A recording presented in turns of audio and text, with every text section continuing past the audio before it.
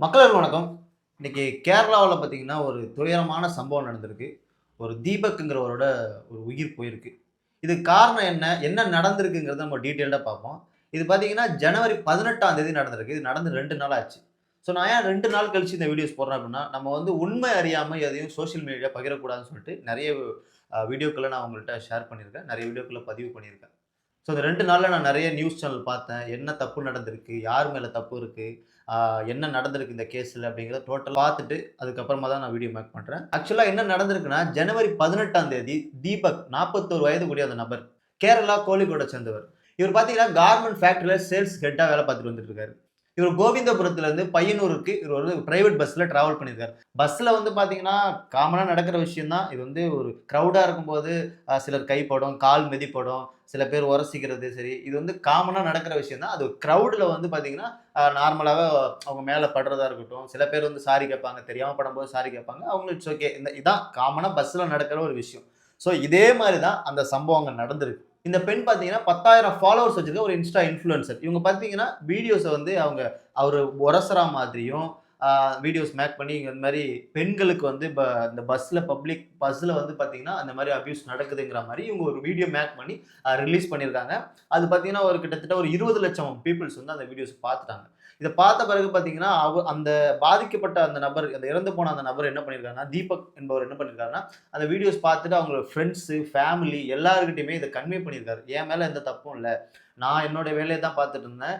தவறுதலா அந்த பொண்ணு தான் வீடியோ மேக் பண்ணி போட்டாங்கன்னு சொல்லிட்டு, அவங்க ஃபிரெண்ட்ஸ், ஃபேமிலி இந்த மாரி நெறைய கால்ஸ் அவங்களுக்கு அவருக்கு வர ஆரம்பிச்சிருக்கு. நம்ம ஒரு தப்பு பண்ணி ஏதோ ஒரு சோசியல் மீடியால வந்து நம்மள பற்றி ஏதாவது ஒரு ஒரு அவதூறு பரவுனாலும் சரி, ஸோ நமக்கு சம்மந்தப்பட்டவங்க நெறைய பேர் கால் பண்ணி கேட்கும்போது நமக்கு ஒரு மாரி கில்ட்டா ஃபீல் ஆகும். அது ஒரு மாரி ஒரு அசிங்கத்த ஏற்படுத்தும். ஸோ அதே மாரி அவருக்கு தொடர்ந்து கால் வந்துகிட்டே இருந்திருக்கு. என்னாச்சு?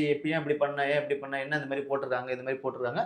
அதுல ஒரு சிலர் பார்த்தீங்கன்னா, இல்ல உன் மேல தப்பு இல்ல. நீ எதுவும் பயப்படாத. உன் மேல தப்பு இல்ல. நீ எதுவும் கவலைப்படாத. தப்பு அந்த பொண்ணு மேல தான். ஸோ அப்படிங்கிற மாரி நெறைய பேரு அவருக்கு ஆறுதல் சொல்லியிருக்காங்க. இருந்தாலும் அவங்க அப்பா, அம்மா அவங்க எல்லாருமே தப்பா நெனச்சுட்டாங்க. ஃப்ரெண்ட்ஸ் எல்லாருமே தப்பா நெனச்சுட்டாங்க. இனிமே நம்ம வெளில போக முடியாது. நம்ம வேல பார்க்குற இடத்துக்கு போனா எல்லாரும் நம்ம கூட வேல பார்க்குற சக நண்பர்கள் நம்மள கேட்பாங்க. அப்படிங்கிறதுனால இவரு பதில் சொல்லி, சொல்லி ரொம்ப மன உளைச்சலுக்கு ஆளாகி, பிறகு வந்து அவர் ரூம்குள்ள போனவரு ஃபோன் ஸ்விட்ச் ஆஃப் பண்ணிட்டு, அவரு சூசைட் பண்ணியிருக்காரு. கொஞ்ச நேரம் கழிச்சு என்ன வந்து பையன் ஃபோனே ரீச் ஆகல அப்படிங்கிறது அவங்க பேரன்ட்ஸ் கதவ தொறந்து பார்த்துருக்காங்க. அங்க வந்து அவரு சடலமா கிடந்திருக்காரு. முக்கியமா பார்க்க வேண்டிய விஷயம் என்னன்னா, ஒரு பொண்ணு அனாவசியமாக ஒருத்தர போயிட்டு அவரா அபியூஸ் பண்ற மாரி இவங்களா வீடியோஸ் கிரியேட் பண்ண மாட்டாங்க. ஸோ இது ஏன் இவங்க பண்ணாங்க அப்படிங்கிறத நம்ம வந்து கொஞ்சம் யோசிக்க வேண்டிய ஒரு சிச்சுவேஷன் தான் இது. ஏன்னா வந்து சம்மந்தமே இல்லாம ஒருத்தவங்கள போய் நம்ம வீடியோ எடுக்க முடியாது. அதே மாரி ஆப்போசிட்ல உள்ள கேரக்டர் ஏன் என்ன வீடியோ எடுக்குறீங்கங்கிற மாரி கேட்பாங்க. ஸோ இவங்க இவங்களுடைய தப்பான ஒரு இன்டென்ஷன் தான் இங்க ஒரு உயிர எடுத்திருக்கு. என்னன்னு பார்த்தீங்கன்னா, ஆல்ரெடி அவங்க மென்ஷன் பண்ணியிருக்காங்க. போலீஸ் ஸ்டேஷன்ல என்குயரில மென்ஷன் பண்ணியிருக்காங்க. இவர் வந்து இன்னொரு பொண்ணுகிட்ட இந்த மாரி உரசிக்கிட்டு இருந்தாரு. ஸோ அத நான் பார்த்தேன். அதுக்கப்புறமா தான் நான் வீடியோ எடுத்தேன் அப்டின்றாங்க. இதுலருந்து நம்ம என்ன தெரிய வருதுன்னா, காமனா பஸ்ல எல்லாரும் வந்து அ இறங்கும்போதும் சரி, ஏறும்போதும் சரி, உடம்பு படுறது, கால் படுறது, கை படுறது இந்த மாரியான விஷயங்கள் இருக்கும். ஸோ இது காமனா நடந்திருக்கு. இத இவங்க பார்த்து ஒருவேள அத தப்பா நெனச்சு, இவரு ஒருவேள இந்த மாரி பெண்களோட அபியூஸ் பண்றாரா? அப்படிங்கிற ஒரு டவுட்ல இந்த வீடியோஸ் இவங்க எடுத்தாங்களா என்னன்னு தெரியல. இப்ப வந்து இவங்க என்ன சொல்றாங்கன்னா, நாங்க வீடியோ எடுக்கும்போது அவர் பார்க்குறாரு. என்னதான் நீங்க பண்ணிடுவீங்கங்கிற ஒரு லுக்ல அவர் பார்க்குறாரு அப்படிங்கிற மாரி இவங்க மென்ஷன் பண்ணியிருக்காங்க இந்த இந்த பொண்ணு. ஸோ ஒருத்தர் தப்பு பண்ணிட்டாரு. வீடியோ எடுக்குறாங்கன்னு தெரியும். தெரிஞ்சு திரும்ப அந்த நபர் அந்த தப்ப செய்வாரா? திரும்ப அவரு அந்த மாரி பாலியல் சீண்டலில் ஈடுபடுவாராங்கிறது ஒரு முக்கியமான கேள்வியா இருக்கு. ஸோ அவர பொறுத்தவரையும் இவங்க வீடியோ எடுத்துட்டு இருக்காங்க. நமக்கு அதுக்கு சம்மந்தம் இல்ல. சரி நானுமே இருந்தாலும் சரி யார் வீடியோ எடுத்தா நமக்கு என்ன? நம்ம பாட்டுக்கு நம்ம வேலைய தானே பார்க்குறோம். அதே மாரி நீங்களும் என்ன பண்ணுவீங்க? நீங்க உங்க வேலைய பார்த்துட்டு இருக்கீங்க. உங்கள யாராவது இந்த மாரி வீடியோ எடுத்தா நீங்க கண்டுக்க மாட்டீங்க. நமக்கு மேல எந்த தப்பும் இல்ல. நம்ம பாட்டுக்கு கேஷுவலா இருப்போம். அப்படின்னு கண்டுக்க மாட்டீங்க. ஸோ அதனால தான் அவரும் இது கண்டுக்காம இருந்திருக்காரு. இவங்களுடைய இன்ஸ்டா மோகம் தான் முற்றிலும் இதுக்கான முக்கிய காரணம். ஏன்னா, இன்னைக்கு சோசியல் மீடியான்றது பயங்கரமா வளர்ந்துடுச்சு. சோசியல் மீடியாவ வச்சு நெறைய பேர் வாழ்க்கை கிடைக்குது. நெறைய பேரோட வாழ்க்கை பறிபோகுது. அதனால இன்னைக்கு ஒரு உயிரும் போயிருக்கு. ஸோ இந்த சோசியல் மீடியாவோட மோகம், இவங்க இன்ஃப்ளூயன்சர் அதாவது நான் இன்ஃப்ளூயன்சர் என் முன்னாடி இந்த மாரியெல்லாம் நடக்கலாமா? ஸோ நான் வந்து இவங்க இத தப்பா புரிஞ்சுகிட்டு, அந்த கூட்ட நெரிசல்ல யார் மேலேயாவது பட்டிருப்பா, அது அவங்க மேல பேட் டச் விழுந்திருந்தா அது அவங்க கேட்டிருக்க போறாங்க நேரடியா. இல்ல நீங்களே கேட்கலாம். நேரடியா கேட்கலாம். ஏன் இப்படிலாம் பண்றீங்கங்கிறது கேட்கலாம். பப்ளிக் எல்லாரும் சேர்ந்து கேட்பாங்க. ஸோ அங்க அந்த மாதிரியான சம்பவம் நடக்கல. ஆக்சுவலா அந்த மாதிரி சம்பவம் நடக்கல. ஸோ என்கொயரில தெரிய வந்திருக்கு. ஸோ அந்த வீடியோல பார்த்தாலும் தெரியும். ஸோ இவங்க Instagram இன்ஃப்ளூயன்சர்ங்கிற மோகத்துல நான் ஒரு இன்ஃப்ளூயன்சரு. நான் Instagramல இத்தனை ஃபாலோவர்ஸ் வச்சிருக்கேன். ஸோ என்னுடைய கெத்த நான் காட்டணுங்கிற இவங்களுடைய கெத்த காட்டணுங்கிறதுக்காக தான் இந்த வீடியோவ முற்றிலும் மேக் பண்ணியிருக்காங்க. அந்த வீடியோஸ் பார்த்தா நல்லாவே தெரியுது. இவங்களுடைய மோகத்த காட்டணும். நான் வந்து யாரு தெரியுமா? நான் ஒரு இன்ஃப்ளூயன்சர் அப்படின்னு. இப்ப நார்மலா வந்து ஒரு பெரிய பெரிய யூடியூப் சேனல், பெரிய செலிபிரிட்டி கூட வந்து யாரும் பெருசா அவங்கள தன்னைத்தானே புகழ்ச்சியா காட்டிக்கிறது இல்ல.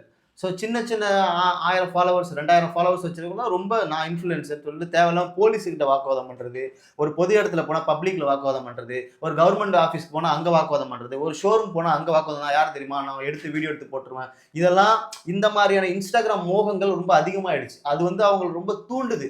நான் பெரிய ஆளு, நான் பெரிய ஆளு அப்படிங்கிற மாதிரி தூண்டுது. ஸோ அந்த Instagram மோகத்தினால தான் இன்னைக்கு இவங்களுடைய கெத்துக்காக வீடியோ எடுத்து அதை வந்து Instagramல பப்ளிஷ் பண்ணியிருக்காங்க. ஸோ முற்றிலும் அவங்களுடைய இன்டென்ஷன் என்னன்னு பார்த்தீங்கன்னா, இந்த வீடியோ வைரல் ஆகும். நான் வந்து பெண்களுக்கு இந்த மாதிரியான பாலியல் தொல்லை நடக்குது. அதை நான் காட்டுறேன் அப்படிங்கிறத இவங்க காட்டியிருக்காங்க. ஸோ அந்த இடத்துல நடந்திருந்தால் பரவாயில்ல, நீங்க காட்டியிருக்கலாம், கேட்கலாம், தப்பு இல்ல. ஆனா இந்த இடத்துல அவர் எதையுமே பண்ணல. அந்த வீடியோஸ் பார்த்தாலே தெரியுது. இவங்களே தான் போய் போய் உரசுறாங்க. அந்த வீடியோ நல்லா பார்த்தாலே புரியுது. இவங்களே போய் போய் உரசுறாங்க. இந்த பக்கம் திரும்புறாங்க. அவர் கண்டுக்காம அவர் இறங்கி போயிட்டாரு. ஸோ இந்த வீடியோனால இன்னைக்கு அவரோட உயிரும் போயிடுச்சு. நல்ல விஷயத்துக்காக நம்ம சோசியல் மீடியாவை யூஸ் பண்ணலாம். ஸோ ஏதோ ஒரு கிரைம் நடக்குது, அதை வந்து எடுத்து போடுறதா இருக்கட்டும், ஒரு அவேர்னஸ் கிரியேட் பண்ணுறதா இருக்கட்டும், ஒரு ஹெல்ப்னஸ் வீடியோவாக இருக்கட்டும். ஸோ உங்களோட திறமைகளை வெளியே கொண்டுட்டு வர்றது, என்கிட்ட இந்த திறமை இருக்குது, அதை நான் வெளியில் கொண்டு வந்து நான் இதை வீடியோ மேக் பண்ணி நான் இதில் போடுறேன், சோசியல் மீடியாவில் அப்லோட் பண்ணுறேன். அது லைக்ஸ், கமெண்ட்ஸ் இந்த மாதிரியான விஷயங்களுக்கு, நல்ல நல்ல விஷயங்களுக்கு இது பயன்படுது.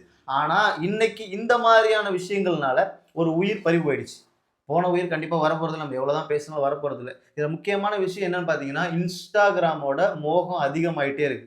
மக்களிடையே இன்ஸ்டாகிராமோட மோகம் அதிகமாயிட்டே இருக்கு. ரீசெண்டா அந்த ஹிந்திக்காரனை போட்டு வெட்டினது, அவனுங்கெல்லாம் எப்படின்னா அந்த இன்ஸ்டாகிராம் மோகம் தான். கத்தி எடுத்து ரீல்ஸ் பண்றது, கானா பாடல்கள் ரொம்ப சில பாடல்கள் ரொம்ப ரசிக்கக்கூடிய பாடல்கள் இருக்கு. சில பாடல்கள் சமுதாய சீர்கேடுக்கக்கூடிய பாடல்கள் இருக்கு. ஸோ அந்த கத்தி எடுத்து விரட்டுறது, வெட்டுறது, குத்துறது இந்த மாதிரியான சாங்ஸ் எல்லாம் கொஞ்சம் அவாய்ட் பண்ணா நல்லா இருக்கும்.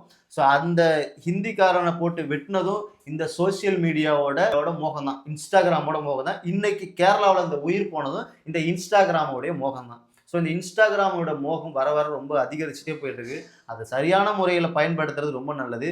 அதே மாதிரி ஒரு சோசியல் மீடியாவில் ஒரு வீடியோ நீங்கள் பகிர்றீங்க அப்படின்னா, அது நீங்கள் பகிர்ந்த பிறகு அது உண்மை எது பொய் எதுன்னு பார்க்குற மக்களுக்கு தெரியாது. ஒரு தப்பு நடந்துச்சுன்னா டைரக்டா தட்டி கேளுங்க. போலீஸ் ஸ்டேஷன்ல கம்ப்ளைண்ட் பண்ணுங்க. கோர்ட் இருக்கு, கோர்ட் இருக்கு, ஜட்ஜ்மெண்ட் கொடுப்பாங்க. ஸோ அது மூலயமா அவங்களுக்கான தீர்ப்பு அங்கே நியாயம் அங்கே கிடைக்கும். நீங்க சோசியல் மீடியால எனக்கு இதுக்கான நியாயம் வேணும்னு நீங்க பகிரும்போது இந்த மாதிரியான இன்சிடென்ட் நடக்கிறதுக்கு நிறைய வாய்ப்பு இருக்கு. ஸோ மீண்டும் ஒரு முறை சொல்றேன், சோசியல் மீடியாவில் ஒரு விஷயத்தை பகிரும் பொழுது அது உண்மைத்தன்மையை அறிந்து பகிருங்கள்.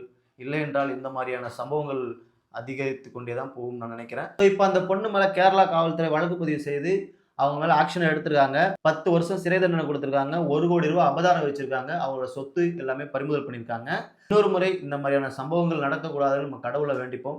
நமக்கு அவ்வளவுதான் நம்ம கையில உள்ளது. ஏன்னா என்ன நடக்குதுன்னு நமக்கு புரிய மாட்டேது.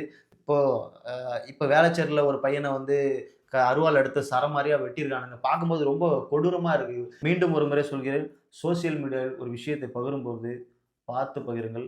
நன்றி.